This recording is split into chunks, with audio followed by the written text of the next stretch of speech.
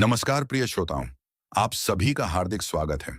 आज मैं आपको एक ऐसे सम्राट की कहानी सुनाने जा रहा हूं, जिसके सिर पर संसार के सबसे शक्तिशाली साम्राज्यों में से एक का मुकुट था, लेकिन जिसने अपने जीवन का सबसे बड़ा युद्ध किसी दूसरे राज्य से नहीं, बल्कि अपने ही मन से लड़ा।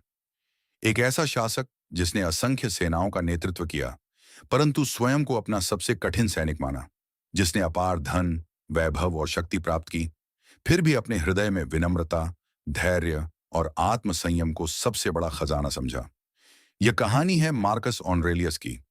इतिहास उन्हें एक महान रोमन सम्राट के रूप में याद करता है, लेकिन समय ने उन्हें केवल एक शासक नहीं, बल्कि एक ऐसे विचारक के रूप में अमर कर दिया, जिसकी लेखनी आज भी करोड़ों लोगों को कठिन समय में जीने की शक्ति देती है।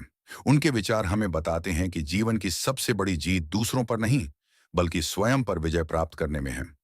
जरा कल्पना कीजिए, एक विशाल साम्राज्य जिसकी सीमाएं दूर दूर तक फैली हुई हैं। महलों की भव्यता, युद्धभूमि की गर्जना, सैनिकों की टकराती तलवारें, राजनीति की चालें, विश्वासघात की परछाइयां, महामारी का भय, और इन सब के बीच एक ऐसा व्यक्ति जो रात के गहरे सन्नाटे में अकेला बैठकर स्वयं से प्रश्न करता है, क्या मैं एक अच्छा मनुष्य हूं? क्या मैं न्याय कर रहा हूं? क्या मैं अपने क्रोध पर विजय पा सका हूं? क्या मैं उस जीवन के योग्य हूं जो मुझे ईश्वर ने सौंपा है? यही प्रश्न मार्कस ऑरेलियस को संसार के अन्य सम्राटों से अलग बनाते हैं। अक्सर हम ये मान लेते हैं कि जिसके पास शक्ति है, उसके जीवन में कोई संघर्ष नहीं होता, लेकिन सच्चाई इसके बिल्कुल विपरीत होती है। जितनी बड़ी जिम्मेदारी होती है, उतनी ही बड़ी परीक्षा भी होती है। राज सिंहासन पर बैठा व्यक्ति भी भय, अकेलेपन, असफलता और पीड़ा से मुक्त नहीं होता। अंतर केवल इतना होता है कि उसे अपने आंसू भी मुस्कुराकर छिपाने पड़ते हैं। मार्कस ऑनरेलियस का जीवन इसी अदृश्य संघर्ष की कहानी है। वे ऐसे समय में जन्मे जब रोमन साम्राज्य अपनी महानता के शिखर पर था, लेकिन शिखर पर पहुंचना जितना कठिन होता है, उससे कहीं अधिक कठिन होता है वहां टिके रहना। सीमाओं पर शत्रु लगातार आक्रमण कर रहे थे, भीतर राजनीति का विष फैल रहा था, महामारी लाखों लोगों का जीवन निगल रही थी, मित्र शत्रु बन रहे थे, और हर नया दिन एक नई चुनौती लेकर आता था। फिर भी इन सब परिस्थितियों के बीच उन्होंने कभी अपने सिद्धांतों का साथ नहीं छोड़ा। उन्होंने स्वयं को बार बार याद दिलाया कि संसार में केवल एक ही चीज हमारे नियंत्रण में है, हमारे अपने विचार और हमारे अपने कर्म। शायद यही कारण है कि लगभग 2000 वर्षों बाद भी उनका नाम केवल इतिहास की पुस्तकों में नहीं, बल्कि उन लोगों के हृदय में जीवित है जो कठिन परिस्थितियों में भी साहस, धैर्य और आत्मविश्वास बनाए रखना चाहते हैं। इस कहानी में आपको युद्ध भी मिलेगा और शांति भी, सत्ता भी मिलेगी और त्याग भी, वैभव भी मिलेगा और वैराग्य भी, विजय भी मिलेगी और ऐसे दुख भी जिनके सामने एक सम्राट भी स्वयं को असहाय महसूस करता है। लेकिन सबसे सुंदर बात यह है कि यह केवल मार्कस ऑरेलियस की कहानी नहीं है, यह हमारी भी कहानी है। क्योंकि हर मनुष्य अपने जीवन में किसी न किसी युद्ध से गुजर रहा है। कोई परिस्थितियों से लड़ रहा है, कोई अपने भय से, कोई क्रोध से, कोई मोह से, और कोई अपने ही मन की अशांति से। ऐसे में मार्कस ऑनरेलियस हमें यह नहीं सिखाते कि जीवन में दुख नहीं आएंगे। वे हमें यह सिखाते हैं कि दुखों के बीच भी गरिमा के साथ कैसे जिया जाए।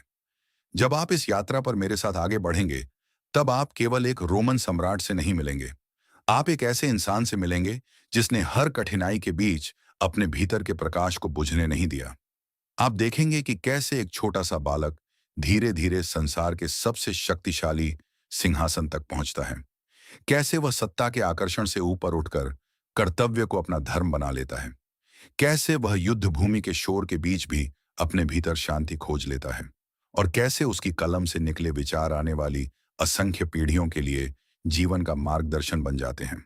तो आइए समय की धूल को धीरे धीरे हटाते हैं, इतिहास के विशाल द्वार खोलते हैं और चलते हैं उस प्राचीन रोम की ओर, जहां एक ऐसे बालक ने जन्म लिया था जिसे उस समय कोई नहीं जानता था कि एक दिन वही संसार को यह सिखाएगा कि सबसे महान सम्राट वह नहीं होता जो दूसरों पर शासन करे, बल्कि वह होता है जो स्वयं पर शासन करना सीख जाए। यदि आपको इतिहास की ऐसी प्रेरणादायक और ज्ञानवर्धक कहानियां सुनना पसंद है, तो इस ऑडियो बुक को अवश्य अंत तक सुनिए। यदि यह यात्रा आपके मन को स्पर्श करे, तो कृपया इसे अपने मित्रों और परिवार के साथ साझा कीजिए। अपनी राय हमें टिप्पणी के माध्यम से अवश्य बताइए। और यदि आपने अभी तक हमारे चैनल को सब्सक्राइब नहीं किया है, तो उसे भी अवश्य कर लीजिए, ताकि ऐसी ही ज्ञानवर्धक और प्रेरणादायक कहानियों की अगली यात्रा में भी हम साथ चल सकें। तो आइए आरंभ करते हैं मार्कस ऑरेलियस के अद्भुत जीवन की वह यात्रा, जहां एक साधारण बालक धीरे धीरे इतिहास का अमर सम्राट बनता है। अध्याय 1। रोम का वह बालक जिसने स्वयं पर शासन करना सीखा। रोम, एक ऐसा नगर जहां सूर्योदय केवल एक नए दिन का आरंभ नहीं होता था, बल्कि साम्राज्य की शक्ति का उद्घोष भी करता था। विशाल पत्थरों से बनी सड़कें, ऊंचे ऊंचे भवन, दूर तक फैले बाजार, सैनिकों की अनुशासित टुकड़ियां और हर दिशा में गूंजता रोमन साम्राज्य का गौरव।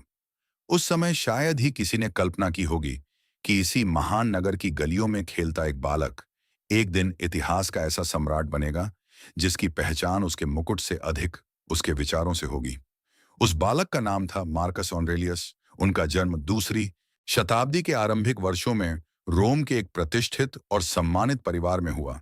उनके पिता एक कुलीन रोमन थे और माता अपनी सादगी, धार्मिकता तथा उच्च संस्कारों के लिए जानी जाती थीं।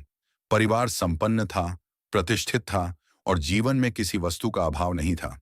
किंतु भाग्य मनुष्य को कभी भी केवल सुख का जीवन नहीं देता। मार्कस अभी बहुत छोटे ही थे कि उनके पिता इस संसार से विदा हो गए। उस आयु में जब एक बालक अपने पिता की उंगली पकड़कर संसार को पहचानना सीखता है, मार्कस ने जीवन की पहली बड़ी रिक्तता को महसूस किया।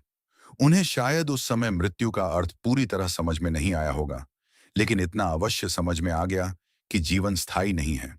यही वह अनुभव था जिसने उनके भीतर मौन को जन्म दिया। अन्य बच्चों की तरह वे शोर शराबे, खेल और दिखावे में अधिक आनंद नहीं लेते थे। उन्हें अकेले बैठना अच्छा लगता था। वे लोगों को ध्यान से देखते, उनकी बातें सुनते और फिर देर तक उनके बारे में सोचते रहते, मानो उनका मन संसार को बाहर से नहीं, भीतर से समझना चाहता हो। उनकी माता ने उन्हें केवल शिक्षा ही नहीं दी, बल्कि चरित्र का मूल्य भी सिखाया। वे अक्सर कहा करती कि मनुष्य की महानता उसके वस्त्रों या धन में नहीं, बल्कि उसके व्यवहार में होती है। यह शिक्षा मार्कस के हृदय में इतनी गहराई से उतर गई कि आगे चलकर उन्होंने इसे अपने पूरे जीवन का आधार बना लिया। समय बीतता गया। मार्कस की बुद्धि असाधारण थी। वे जो भी पढ़ते उसे केवल याद नहीं करते, बल्कि उसके अर्थ को खोजते थे।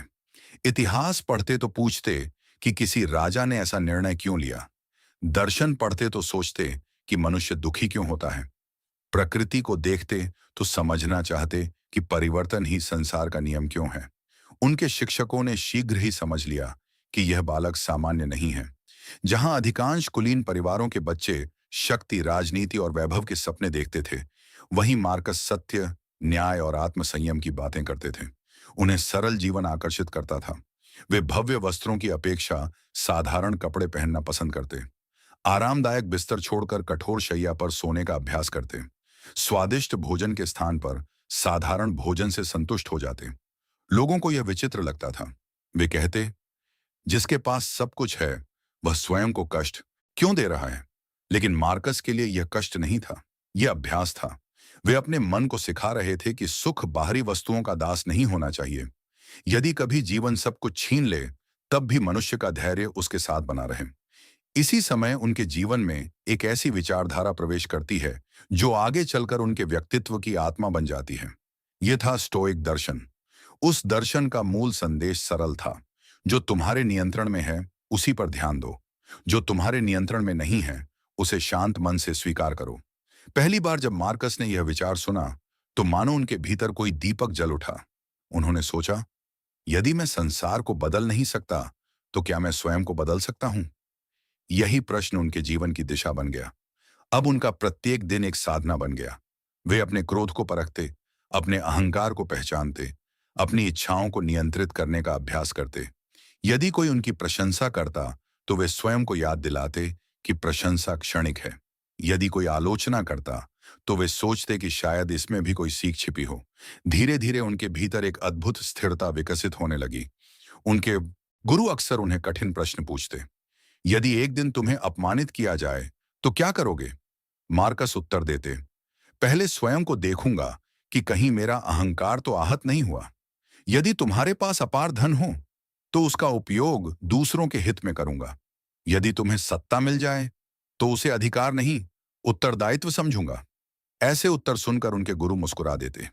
उन्हें अनुभव होने लगा था कि यह बालक केवल ज्ञान प्राप्त नहीं कर रहा, बल्कि उसे अपने जीवन में उतार भी रहा है। रोम के प्रभावशाली लोगों तक भी उनकी चर्चा पहुंचने लगी। एक दिन उनकी भेंट उस व्यक्ति से हुई जिसने आगे चलकर उनके भाग्य की दिशा बदल दी। वह थे सम्राट हैड्रियन। हैड्रियन लोगों को परखने की अद्भुत क्षमता रखते थे। उन्होंने जब पहली बार मार्कस को देखा तो उन्हें उस शांत चेहरे में कुछ असाधारण दिखाई दिया। न आंखों में घमंड, न व्यवहार में दिखावा, न शब्दों में उतावलापन। उन्होंने मन ही मन सोचा, यह बालक शक्ति का नहीं, चरित्र का धनी है। समय के साथ सम्राट का विश्वास मार्कस पर बढ़ता गया। राज दरबार में जहां अनेक लोग पद और प्रतिष्ठा के लिए संघर्ष थे, वहीं मार्कस स्वयं को बेहतर मनुष्य बनाने में लगे रहते। शायद यही कारण था कि वे बिना मांगे लोगों का सम्मान प्राप्त कर लेते थे। लेकिन इतिहास केवल योग्य लोगों को अवसर नहीं देता, वह उनकी परीक्षा भी लेता है। सम्राट हैड्रियन वृद्ध हो रहे थे। उत्तराधिकारी चुनना उनके सामने सबसे बड़ी चुनौती थी। उन्होंने पहले एक व्यक्ति को उत्तराधिकारी बनाया, पर परिस्थितियां बदल गईं। अंततः निर्णय लिया गया कि एंटोनिनस पायस सम्राट बनेंगे, किंतु एक शर्त पर। वे मार्कस ऑरेलियस को अपने पुत्र के समान गोद लेंगे और भविष्य का उत्तराधिकारी बनाएंगे। यह निर्णय केवल एक पारिवारिक व्यवस्था नहीं था, यह रोम के भविष्य का निर्णय था। जब यह समाचार मार्कस तक पहुंचा, तब वे लंबे समय तक मौन रहे। अधिकांश लोग ऐसी खबर सुनकर उत्साह से भर उठते, लेकिन मार्कस के मन में आनंद से अधिक उत्तरदायित्व का भार उतर आया। उन्होंने स्वयं से कहा, यदि भाग्य मुझे सिंहासन की ओर ले जा रहा है, तो मुझे पहले स्वयं को उसके योग्य बनाना होगा। उस दिन से उनका जीवन और भी अनुशासित हो गया। अब वे केवल दर्शन नहीं पढ़ते थे, बल्कि राज्य संचालन, न्याय व्यवस्था, सेना, अर्थव्यवस्था, कानून और कूटनीति का भी गंभीर अध्ययन करने लगे। वे दरबार की कार्यवाही को ध्यान से देखते, लोगों के विवाद सुनते, न्यायाधीशों के निर्णयों का कारण समझते, अनुभवी प्रशासकों से प्रश्न पूछते। एंटोनिनस पायस ने भी उन्हें केवल राजकुमार की तरह नहीं, बल्कि भावी शासक की तरह तैयार किया। उन्होंने मार्कस को सिखाया कि एक राजा का पहला कर्तव्य स्वयं के सम्मान की रक्षा नहीं, बल्कि अपनी प्रजा के विश्वास की रक्षा करना होता है। इन शिक्षाओं ने मार्कस को भीतर से बदल दिया। वे समझने लगे कि सत्ता कोई पुरस्कार नहीं, बल्कि निरंतर चलने वाला तप है। सिंहासन सोने से बना हो सकता है, लेकिन उस पर बैठने वाले के कंधों पर लोहे से भी भारी जिम्मेदारियां होती हैं। फिर भी जीवन अभी शांत था। उन्हें यह नहीं पता था कि भविष्य उनके लिए कितनी कठिन परीक्षाएं लेकर आने वाला है। सीमाओं पर अशांति बढ़ रही थी। साम्राज्य के भीतर कई समस्याएं धीरे धीरे जन्म ले रही थीं, और नियति एक ऐसे सम्राट को गढ़ रही थी जिसे युद्ध, महामारी, विश्वासघात और व्यक्तिगत दुख सबका सामना करना था। लेकिन उन सभी तूफानों से पहले भाग्य उन्हें एक और महत्वपूर्ण पाठ सिखाने वाला था। वह पाठ था, सत्ता प्राप्त करना आसान हो सकता है, लेकिन न्यायपूर्ण बने रहना सबसे कठिन साधना है। और यही साधना शीघ्र ही मार्कस ऑरेलियस के जीवन की सबसे बड़ी परीक्षा बनने वाली थी। अध्याय 2, सत्ता, युद्ध और आत्मसंयम की कठिन परीक्षा। समय किसी के लिए नहीं रुकता। जो आज गुरु है वह कल स्मृति बन जाता है, और जो आज शिष्य है वही आने वाले कल का पथ प्रदर्शक बनता है। मार्कस ऑरेलियस के जीवन में भी ऐसा ही क्षण आया। सम्राट एंटोनिनस पायस अब वृद्ध हो चुके थे। वर्षों तक उन्होंने रोमन साम्राज्य को शांति और समृद्धि दी थी, पर एक दिन उन्होंने इस संसार को विदा कह दिया। पूरे रोम में शोक की लहर दौड़ गई। मार्कस अपने गुरु और पिता समान संरक्षक के अंतिम दर्शन कर रहे थे। उनकी आंखें नम थीं, लेकिन मन स्थिर था। वे जानते थे कि मृत्यु जीवन का अंतिम सत्य है, और एक शासक का कर्तव्य दुख में भी अपने दायित्व से पीछे न हटना है। अब रोम की बागडोर उनके हाथों में थी। सम्राट बनने के बाद उन्होंने पहला निर्णय ऐसा लिया जिसने सभी को चकित कर दिया। उन्होंने लूसियस वेरस को अपने साथ सह सम्राट बनाया। वे सत्ता को अधिकार नहीं, बल्कि जिम्मेदारी मानते थे। उनका विश्वास था कि यदि साम्राज्य का हित साझा नेतृत्व में है, तो व्यक्तिगत महत्वाकांक्षा का कोई मूल्य नहीं। इसी बीच पूर्वी सीमा से युद्ध का समाचार आया। पार्थिया ने रोमन सीमाओं को चुनौती दी। लूसियस वेरस सेना का नेतृत्व करने निकल पड़े, जबकि मार्कस ने राजधानी में रहकर शासन की जिम्मेदारी संभाली। युद्ध समाप्त हुआ और रोम विजयी हुआ। लेकिन यह विजय अपने साथ एक भयानक संकट लेकर आई। सैनिकों के साथ एक घातक महामारी भी पूरे साम्राज्य में फैल गई। नगरों में भय का वातावरण था। लोग बड़ी संख्या में बीमार पड़ने लगे। हर दिन अनगिनत परिवार अपने प्रियजनों को खो रहे थे। मार्कस ने स्वयं को महल तक सीमित नहीं रखा। उन्होंने राहत कार्यों की व्यवस्था की, चिकित्सकों की सहायता बढ़ाई और राजकोष जनता के लिए खोल दिया।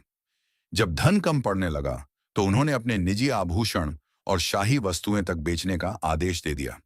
दरबार के कुछ लोगों ने इसका विरोध किया। मार्कस ने शांत स्वर में कहा, राजमुकुट का मूल्य तभी है जब प्रजा सुरक्षित हो। यह केवल एक वाक्य नहीं था, बल्कि उनके शासन का सिद्धांत था। इन कठिन दिनों में वे अक्सर रात को अकेले बैठते और अपने विचार लिखते। वे स्वयं को याद दिलाते कि मनुष्य अपने विचारों और कर्मों का स्वामी है, परिस्थितियों का नहीं। यदि मन शांत रहे तो सबसे बड़ा संकट भी सहा जा सकता है। महामारी ने पूरे साम्राज्य को कमजोर कर दिया। तभी उत्तरी सीमाओं पर जर्मनिक जनजातियों ने आक्रमण शुरू कर दिया। अब मार्कस को स्वयं युद्ध भूमि में उतरना पड़ा। उन्होंने राजमहल का आराम छोड़ दिया और सैनिकों के साथ शिविरों में रहने लगे। वे वहीं भोजन करते जो सैनिक खाते थे और उन्हीं कठिन परिस्थितियों में दिन रात बिताते थे। एक सैनिक ने उनसे पूछा, महाराज, आप यह सब कष्ट क्यों सहते हैं? मार्कस मुस्कुराए और बोले, जो शासक अपने सैनिकों का दुख नहीं समझता, वह उनका नेतृत्व करने का अधिकार खो देता है। इन शब्दों ने सैनिकों के मन में उनके प्रति अटूट सम्मान भर दिया। लेकिन सबसे कठिन संघर्ष अभी भी उनके भीतर चल रहा था। हर रात वे स्वयं से पूछते, क्या मैं न्यायपूर्ण हूं? क्या मैं क्रोध से मुक्त हूं? क्या मैं वही जीवन जी रहा हूं जिसकी शिक्षा मैंने बचपन में सीखी थी? युद्ध चलता रहा, पर मार्कस का सबसे बड़ा प्रयास अपने मन को शांत रखना था। वे समझ चुके थे कि तलवार से जीते हुए युद्ध एक दिन समाप्त हो जाते हैं, लेकिन स्वयं पर प्राप्त विजय जीवन भर साथ रहती है। उन्हें यह नहीं पता था कि आने वाले समय में उन्हें केवल बाहरी शत्रुओं का ही नहीं, बल्कि विश्वासघात का भी सामना करना होगा। वही घटना उनके जीवन की सबसे कठिन परीक्षा बनेगी और उनकी आत्मा को पहले से भी अधिक दृढ़ कर देगी। अध्याय 3। एक सम्राट की कलम और स्टोइक दर्शन की अमर ध्वनि। युद्ध अभी समाप्त नहीं हुआ था। उत्तरी सीमाओं पर रोमन सेना लगातार संघर्ष कर रही थी। कभी कड़ाके की ठंड, कभी घने जंगल, तो कभी दुर्गम पहाड़। हर दिन सैनिकों के धैर्य की परीक्षा लेता था। लेकिन सबसे अधिक परीक्षा उस व्यक्ति की हो रही थी जो पूरे साम्राज्य का भार अपने कंधों पर उठाए हुए था। वह थे मार्कस ऑरेलियस। वे दिन में सेना का नेतृत्व करते और रात होते ही अपने तंबू में लौट आते। बाहर सैनिकों की पहरेदारी चलती रहती, लेकिन भीतर एक दीपक की हल्की रोशनी में सम्राट स्वयं से बातें किया करते। उनके सामने कोई दरबारी नहीं होता था, कोई लेखक नहीं होता था और न ही इतिहास लिखने वाला कोई व्यक्ति। केवल एक साधारण मोम की पट्टी, एक लेखनी और उनके अपने विचार। वे जो लिख रहे थे उसे दुनिया पढ़ेगी, ऐसा उन्होंने कभी नहीं सोचा था। वे स्वयं को याद दिला रहे थे कि शक्ति क्षणिक है, जीवन क्षणिक है और मनुष्य भी क्षणिक है। यदि कुछ स्थायी है तो केवल उसके कर्म और उसका चरित्र। एक रात उन्होंने लिखा, यदि कोई तुम्हारा अपमान करे तो पहले यह सोचो कि क्या उसका व्यवहार तुम्हारे चरित्र को बदल सकता है। यदि नहीं तो क्रोध क्यों? यह केवल एक विचार नहीं था, बल्कि उनके जीवन का अभ्यास था। दरबार में कई लोग उनकी विनम्रता को कमजोरी समझते थे।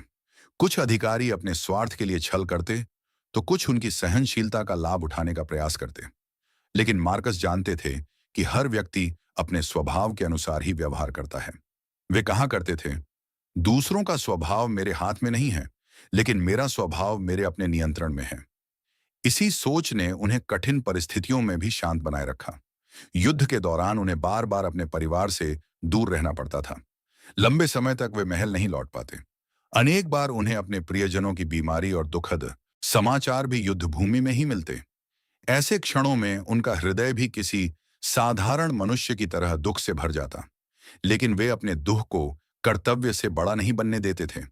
वे मानते थे कि जीवन में जो कुछ भी मिलता है वह प्रकृति का नियम है। सुख आए तो विनम्र रहो, दुख आए तो धैर्य रखो। यही स्टोइक दर्शन का सार था। धीरे धीरे सैनिक भी अपने सम्राट से केवल आदेश नहीं, बल्कि जीवन जीने की कला सीखने लगे। वे देखते कि कठिन से कठिन परिस्थिति में भी मार्कस क्रोधित नहीं होते। वे पहले सुनते, फिर सोचते और उसके बाद निर्णय लेते। एक बार एक युवा सैनिक ने उनसे पूछा, महाराज, क्या आपको कभी भय नहीं लगता? मार्कस मुस्कुराए। उन्होंने उत्तर दिया, भय सभी को लगता है। साहस का अर्थ भय का न होना नहीं, बल्कि भय के रहते हुए भी सही कार्य करना है। यह उत्तर उस सैनिक के साथ साथ पूरी सेना के लिए प्रेरणा बन गया। इन्हीं दिनों उन्होंने अपने मन में एक और बात को गहराई से स्वीकार किया। उन्होंने समझ लिया कि मनुष्य संसार को अपनी इच्छा के अनुसार नहीं चला सकता। वह केवल अपने विचार, अपने निर्णय और अपने आचरण को नियंत्रित कर सकता है। यही कारण था कि विपरीत परिस्थितियां भी उन्हें तोड़ नहीं सकीं, लेकिन नियति ने अभी उनके धैर्य की सबसे कठिन परीक्षा बाकी रखी थी। एक ऐसा विश्वासघात जो किसी भी सम्राट को क्रोध से भर देता। एक ऐसा निर्णय जो इतिहास में उनकी महानता को हमेशा के लिए अमर कर देता। अध्याय 4, महामारी, विश्वासघात और क्षमा की अंतिम परीक्षा। मनुष्य की महानता उसकी सफलताओं से नहीं, बल्कि उन क्षणों से पहचानी जाती है जब उसके पास प्रतिशोध लेने की पूरी शक्ति हो और फिर भी वह क्षमा का मार्ग चुन ले। मार्कस ऑरेलियस के जीवन में ऐसा ही समय आया। उत्तरी सीमाओं पर युद्ध जारी था। वर्षों से वे सेना के साथ कठिन परिस्थितियों में रह रहे थे। तभी एक दिन उन्हें ऐसा समाचार मिला जिसने पूरे रोमन साम्राज्य को हिला दिया। पूर्व के एक शक्तिशाली सेनापति अविडियस कैसियस ने स्वयं को सम्राट घोषित कर दिया था।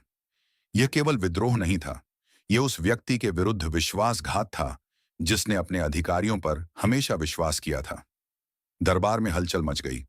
कई सलाहकारों ने कहा कि विद्रोहियों को कठोर दंड दिया जाए और उनके परिवारों तक को न छोड़ा जाए। लेकिन मार्कस ने शांत स्वर में कहा, यदि बिना रक्तपात के समस्या का समाधान हो सकता है, तो तलवार उठाना सबसे बड़ी भूल होगी। उन्होंने युद्ध की तैयारी अवश्य की, पर उनके मन में प्रतिशोध नहीं था। भाग्य ने एक बार फिर अप्रत्याशित मोड़ लिया। मार्कस के वहां पहुंचने से पहले ही अविडियस कैसियस की उसके ही सैनिकों ने हत्या कर दी। विद्रोह समाप्त हो गया। जब उसका कटा हुआ सिर सम्राट के सामने लाया गया, तो उपस्थित लोगों को लगा कि अब वे प्रसन्न होंगे। लेकिन मार्कस ने उस ओर देखा भी नहीं। उन्होंने आदेश दिया कि उसका अंतिम संस्कार सम्मानपूर्वक किया जाए और उसके परिवार को अनावश्यक कष्ट न दिया जाए। यह निर्णय पूरे साम्राज्य के लिए आश्चर्य का विषय था। वे जानते थे कि भय से प्रजा झुक सकती है, लेकिन केवल न्याय और करुणा से ही लोगों का विश्वास जीता जा सकता है। इन घटनाओं के बाद भी उनका जीवन शांत नहीं हुआ। महामारी का प्रभाव अब भी समाप्त नहीं हुआ था। अनेक नगर अभी भी उसकी पीड़ा से जूझ रहे थे। युद्ध ने अर्थव्यवस्था को कमजोर कर दिया था और सीमाओं पर खतरा पूरी तरह टला नहीं था। फिर भी मार्कस ने कभी शिकायत नहीं की।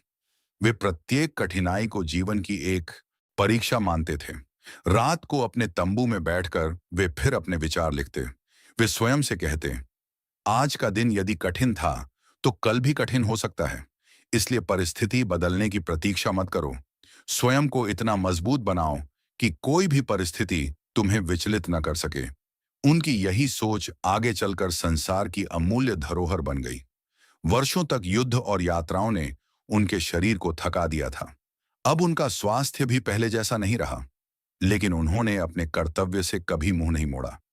वे अंतिम समय तक अपने सैनिकों और अपने साम्राज्य के साथ खड़े रहे। उन्हें शायद यह आभास होने लगा था कि उनकी जीवन यात्रा अपने अंतिम पड़ाव की ओर बढ़ रही है। लेकिन उन्हें इस बात का कोई दुख नहीं था, क्योंकि उन्होंने अपने जीवन का उद्देश्य सत्ता प्राप्त करना नहीं, बल्कि अपने कर्तव्य का पालन करना बनाया था। अब समय आ गया था उस अंतिम अध्याय का, जहां एक सम्राट इस संसार से विदा होगा, लेकिन उसके विचार आने वाली असंख्य पीढ़ियों के लिए अमर हो जाएंगे। अध्याय 5, मृत्यु के बाद भी जीवित रहने वाला सम्राट। वर्षों तक युद्ध, महामारी, राजनीतिक संकट और अनगिनत जिम्मेदारियों का भार उठाने के बाद अब मार्कस ऑरेलियस का शरीर थक चुका था, लेकिन उनका मन आज भी उतना ही शांत था जितना युवावस्था में स्वयं को साधने के दिनों में था।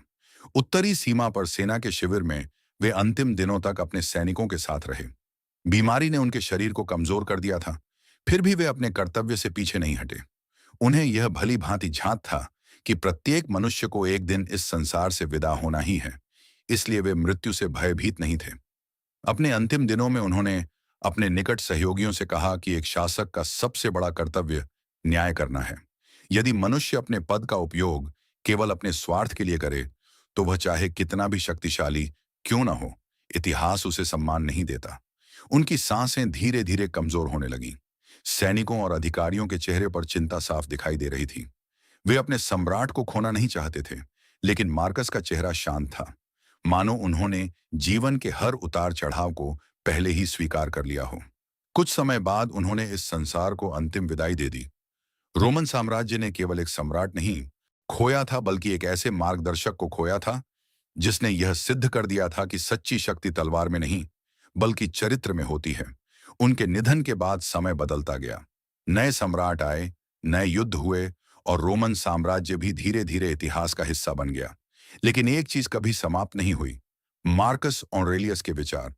उनके निजी लेख, जिन्हें उन्होंने केवल स्वयं को बेहतर बनाने के लिए लिखा था, बाद में पूरी दुनिया के सामने आए।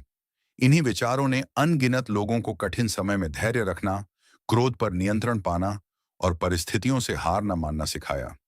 आज भी जब कोई व्यक्ति जीवन की परेशानियों से घिर जाता है, जब असफलता उसे निराश कर देती है या जब परिस्थितियां उसके नियंत्रण से बाहर हो जाती हैं, तब मार्कस ऑरेलियस के शब्द उसे याद दिलाते हैं कि मनुष्य अपने विचारों का स्वामी है। यदि मन शांत है, तो बाहरी तूफान उसे लंबे समय तक विचलित नहीं कर सकते। उनका जीवन हमें यह भी सिखाता है कि महान बनने के लिए राजा होना आवश्यक नहीं है। आवश्यक यह है कि हम अपने भीतर ईमानदारी, धैर्य, विनम्रता और आत्मसंयम को स्थान दें। शायद यही कारण है कि लगभग 2000 वर्षों बाद भी उनका नाम केवल इतिहास की पुस्तकों में नहीं, बल्कि उन लोगों के हृदय में जीवित है जो स्वयं को बेहतर इंसान बनाना चाहते हैं। मार्कस ऑरेलियस ने अपने जीवन से यह सिद्ध कर दिया कि सबसे कठिन विजय किसी साम्राज्य को जीतना नहीं, बल्कि अपने मन को जीतना है। जिसने स्वयं पर शासन करना सीख लिया, उसके लिए संसार की कोई भी चुनौती असंभव नहीं रहती। उनकी कहानी यहीं समाप्त होती है, लेकिन उनके विचार आज भी हर उस व्यक्ति के साथ चलते हैं जो कठिन परिस्थितियों में भी सही मार्ग चुनने का साहस रखता है। और शायद यही किसी भी महान मनुष्य की सबसे बड़ी विरासत होती है। उसका शरीर चला जाता है, लेकिन उसके विचार आने वाली पीढ़ियों के जीवन को प्रकाशित करते रहते हैं। यदि मार्कस ऑरेलियस के जीवन की यह प्रेरणादायक यात्रा आपके हृदय को स्पर्श कर गई हो, यदि उनके विचारों ने आपको कुछ नया सोचने और स्वयं को बेहतर बनाने की प्रेरणा दी हो, तो इस ऑडियो बुक को एक लाइक अवश्य करें। इसे अपने मित्रों, परिवार और उन सभी लोगों के साथ शेयर करें जिन्हें जीवन में साहस, धैर्य और आत्मसंयम की आवश्यकता है। नीचे कमेंट करके हमें अवश्य बताइए कि मार्कस ऑरेलियस का कौन सा विचार या जीवन का कौन सा प्रसंग आपको सबसे अधिक प्रेरित कर गया। आपकी प्रत्येक प्रतिक्रिया हमारे लिए अत्यंत मूल्यवान है। और यदि आप इतिहास के ऐसे ही महान व्यक्तित्वों, प्रेरणादायक जीवन कथाओं और ज्ञानवर्धक ऑडियो बुक्स को नियमित रूप से सुनना चाहते हैं, तो हमारे चैनल को सब्सक्राइब करना ना भूलें। साथ ही सूचना घंटी को भी सक्रिय कर लीजिए, ताकि हमारी अगली प्रेरणादायक यात्रा की सूचना आपको सबसे पहले मिल सके। फिलहाल मुझे अनुमति दीजिए। हम फिर मिलेंगे इतिहास के किसी और महान व्यक्तित्व की एक नई प्रेरणादायक और अविस्मरणीय कहानी के साथ। तब तक अपना और अपने प्रियजनों का ध्यान रखिए। नमस्कार।